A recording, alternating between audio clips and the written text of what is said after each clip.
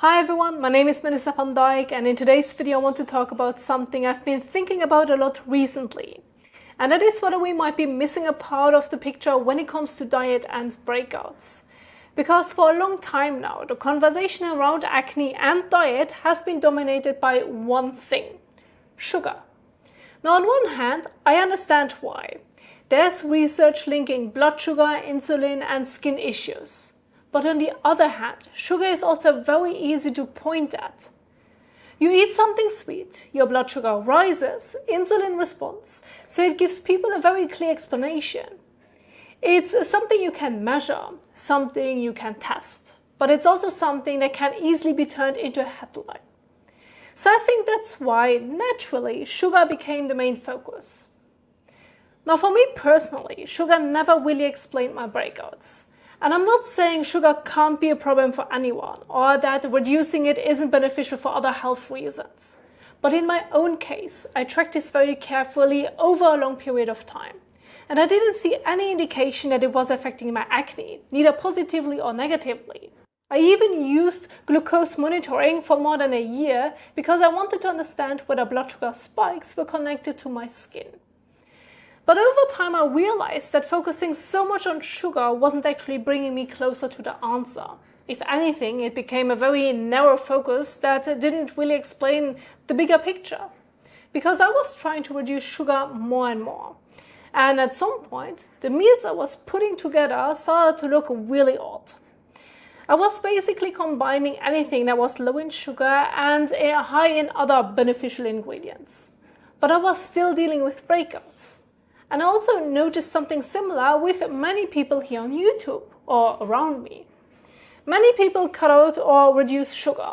They eat clean, they avoid desserts and high glycemic foods, but they still struggle. So that made me wonder, what if sugar is only one part of the story? And what if there is another factor that gets much less attention, simply because it is harder to notice? And that's where salt comes in.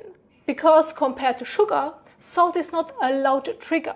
It doesn't create this obvious spike that you can measure after a meal.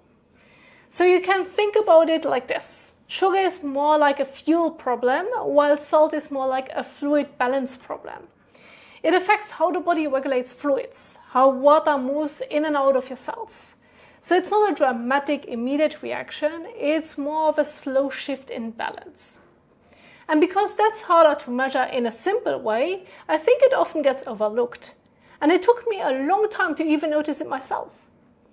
But when I started thinking about it more, another part became really important.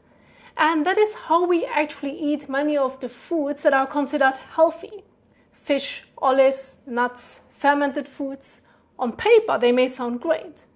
But are we actually eating them in the form they are meant to be eaten? And most of the time, we are not. We are eating fish that has been smoked or canned. We are eating olives sitting in brine. We are eating nuts that are roasted and salted. And even when it comes to vegetables, we often add sauces, acids or salt to make them more flavorful. So we might think we are just eating the healthy fats or the fiber or whatever is considered beneficial for acne or breakouts under controlled conditions. But what we are really consuming is the way that food was processed and prepared. And salt is one of the oldest ways to preserve food. If something needs to sit on a shelf for months, salt is usually part of that process. So the issue might not actually be the food itself. It might be how it's been prepared and stored. And this is where the sodium and potassium balance becomes interesting. Because in nature, many whole foods are naturally higher in potassium and very low in sodium. They come, so to say, with that balance built in from nature, which suggests that our bodies are used to a very different mineral balance than what we often get from many processed foods today. But when food is processed for storage, sodium often increases dramatically. So you're most often changing the mineral balance of the food before it even reaches your plate. Because in whole foods, nutrients usually come together. You're not just getting sugar, you're also getting water, minerals and fiber. And that combination might matter more than we think. And this is also where I think the conversation often loses that bigger picture. because when sugar is the main focus, there is a very clear market around it. You can sell sugar-free snacks, keto products, sugar tracking devices, or skincare that focuses on oil cleansing and regulating the skin. But if the issue is mineral balance, there isn't really a product to sell. You can't exactly package that in the same way. And that made me question whether we are sometimes missing the context like the foods come in. Because what if those foods work? Not just because of one single factor, but because they provide the water and the minerals that help the body stay in balance. So what can you actually do with this? If you're feeling stuck, I'm not saying you should go out and eat a large amount of sugar, but try looking at your processed foods, even the ones that are considered healthy. The canned fish, the salted nuts, the supermarket bread, the fermented foods. And see if swapping some of those for fresh potassium-rich foods, like whole foods, make a difference for you. Because when you start looking at patterns, not just headlines, you might start to see things differently.